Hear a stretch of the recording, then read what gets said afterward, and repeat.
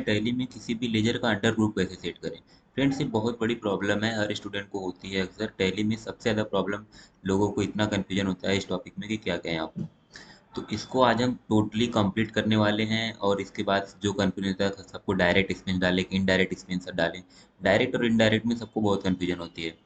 तो यहाँ पे हर एक कॉन्सेप्ट हम जीरो से एडवांस तक बिल्कुल क्लियर कर देंगे आपका, कि किसका अंडर रूप ए क्यों आएगा। ठीक है, तो पहले हम फर्स्ट स्टेप में देखेंगे कि कुछ ये आपको याद करना होगा। मीन्स बहुत सिंपल है, फिक्स लेजर के फिक्स अंडर ग्रुप। जैसे परचेस अकाउंट का परचेस आएगा, परचेस रिटर्न का परचेस आएगा, सेल्स का सेल्स आएगा, सेल्स रिटर्न का सेल्स आएगा। कोई भी बैंक हो, HDFC बैंक हो, SBI बैंक हो, किसी भी बैंक का अंडर ग्रुप अगर हम डालना चाहते हैं लेजर बनाते समय, तो कोई भी बैंक हो उसका बैंक अकाउंट आता है। कैपिटल कैपिटल का हमेशा कैपिटल आता है। ये था फिक्स लेजर के फिक्स अंडर ग्रुप। हम देखते हैं कि सेंट्रल क्रेडिटर्स हम कब डालेंगे।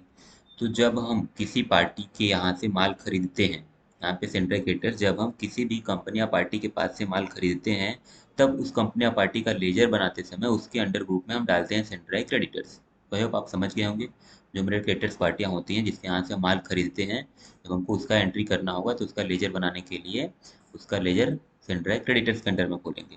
अभी हम आते हैं सेंट्रल डेबिटर्स। जिस पार्टी को हम माल बेचते हैं उस पार्टी को हम सेंट्रल डेबिटर्स के अंडर में खोलते हैं। ठीक है, जैसे रोहित भाई को 5,000 का माल बेचा, तो रोहित भाई का जो अकाउंट हम बनाएंगे, लेजर बनाएंगे, अकाउंट इन्फो में जाके, लेजर में जाके, तो उसके अंडर ग्रुप में हम सेंट्रल डेबिटर्स डालेंगे। ओके, तो आई होप आपको समझ में होगा। अब हम डालते हैं डायरेक्ट और इनडायरेक्ट एक्सपेंस। ओके, तो ये फ्रेंड्स बहुत ही ज़्यादा कन्फ्यूजन होता है स्टूडेंट को। मैं 3 साल से पढ़ा रहा हूँ, देखा हूँ सबसे ज़्यादा कन्फ्यूजन इसमें होता है। सब बोलते हैं डायरेक्ट कब आएगा, इनडायरेक्ट कब आएगा। तो फ्रेंड्स आप यहाँ पे बिल्कुल क्लियर कर सकते हो कब इनडायरेक्ट आएगा, कब डायरेक्ट आएगा।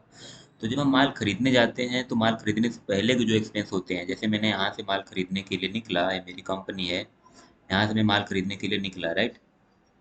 ये मेरी कंपनी है, और यहाँ से मैं निकल रहा हूँ माल खरीदने के लिए। ओके, खरीदने से पहले कि जो भी एक्सपेंस होंगे, मेरे को आने जाने का भाड़ा देना होगा, यहाँ से मैं निकला तो आने जाने का भाड़ा देना होगा। Indirect expense, sorry, indirect expense नहीं, डायरेक्ट एक्सपेंस।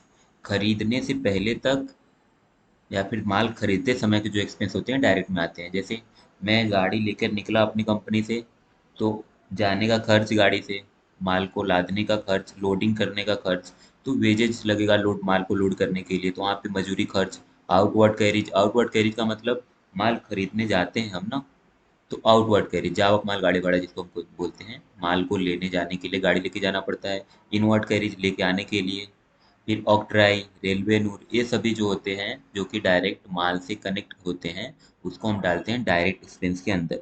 यह वस्तु की कीमत में शामिल होता है। ओके फ्रेंड्स, जैसे कि मैं माल खरीदने गया तो जो उसका चार्ज होता है, मजूरी खर्च, वो हम माल में इंक्लूड करके तब उस माल को बेचते हैं, तो वह आता है डायरेक्ट एक्सपेंस के अंदर।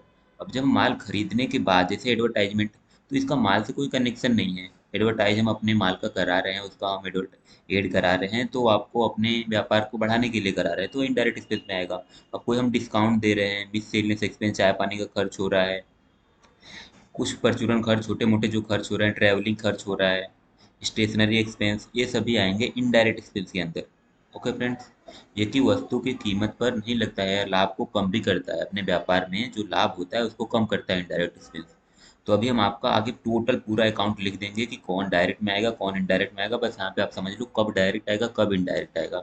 माल खरीदते समय, खरीदने के पहले के एक्सपेंस डायरेक्ट, माल को जब हम अपने ला देते हैं उसके बाद के जो एक्सपेंस होते हैं, जैसे यहाँ पे मैंने कुछ एग्जांपल लिखा है, सभी इनडायरेक्ट एक्सपेंस। अब इसके बाद हम आते हैं सेम ऐसे ही डायरेक्ट है इनडायरेक्ट इनकम के अंदर। सभी आवक वाले, जैसे डिस्काउंट रिसीव हुआ, इंटरेस्ट रिसीव हुआ, ब्रोकरेज रिसीव हुआ, ये सभी इनडायरेक्ट इनकम में आएंगे।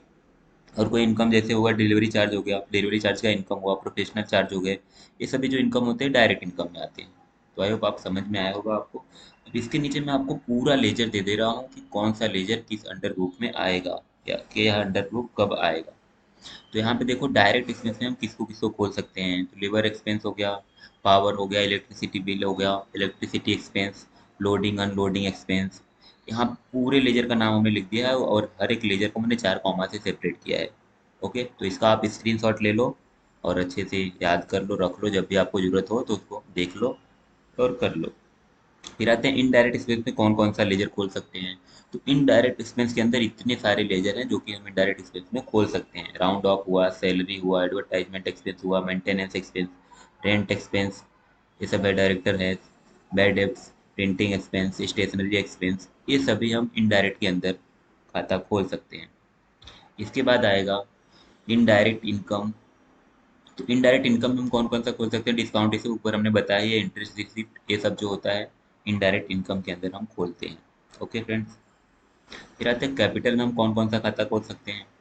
तो कैपिटल में शेयर कैपिटल, पार्टनर कैपिटल, अगर मैं कंपनी जो खोला हूँ उसमें बहुत सारे मेरे पार्टनर हैं तो उन सबका एक लेजर बनाते समय उसको हम कैपिटल में डालेंगे। ओके, तो यहाँ पे आप देख सकते हैं। इसके बाद हम आते हैं करंट असेस्ट कब कब हम डालेंगे। तो करंट असेस्ट जो प्रीपेड एक्सपेंस होते हैं ना उसको हम करंट असेस्ट में डालते हैं। प्रीपेड रेंट हो गया, प्रीपेड एक्सपेंस हो गया, इंश्योरेंस चार्ज हो गया, प्रीपेड का इंटरेस्ट रिसीवेबल हो गया, बिल हो गया, बिल रिसीवेबल, म्यूचुअल फंड, ये सब करंट असेस्ट में आता है। फिक्स असेट में कौन कौन आएगा? वह जो जिस वस्तु को, जो लेजर जो हम फिक्स टाइम के लिए खरीदते हैं, जैसे फर्नीचर हो गया, मशीनरी हो गया, तो हम लॉन्ग टाइम के लिए खरीदते हैं। प्लांट हो गया, मोबाइल हो गया, कंप्यूटर हो गया, जो लॉन्ग टाइम करने के लिए खरीदते हैं, कार, स्कूटर, लैपटॉप, ऑफिस के लिए, उसको हम डालते हैं फिक्स असेट के अंदर और मेरी फिक्स वस्तु होती है। इसके बाद डायरेक्ट इनकम। डायरेक्ट इनकम का मैंने यहाँ पे अकाउंट दे दिया, आप इन सबको डायरेक्ट एक्सपेंस में डाल सकते हैं। डिलीवरी चार्ज मैंने ऊपर भी बताया था, transfer charge, professional charge, income, ये सभी आता है अपना डायरेक्ट इनकम के अंदर। इन्वेस्टमेंट में हम कौन कौन सा डाल सकते हैं? Investment in share, investment in bonds, इन सब का जो लेजर हम बनाएंगे इन सबको हम इन्वेस्टमेंट के अंदर डालेंगे। तो फ्रेंड्स, आई होप आपको समझ में आएगा किस लेजर का क्या अंडर ग्रुप हम देंगे। ओके, तो आई होप आपका सब कंफ्यूजन क्लियर होगा। आप यहाँ से सबका स्क्रीनशॉट ले लो कि कौन से अंडर ग्रुप में कौन कौन सा लेजर आएगा। मैं एक बार फिर से दिखा दे रहा हूँ आप सबको। और जिसमें कंफ्यूजन होता है डायरेक्ट एंड इनडायरेक्ट में, आप इसको यहाँ से देख सकते हो। माल खरीदने से पहले तक के जो एक्सपेंस है डायरेक्ट, बार बार बोल रहा हूँ इसको ध्यान से कर लेना।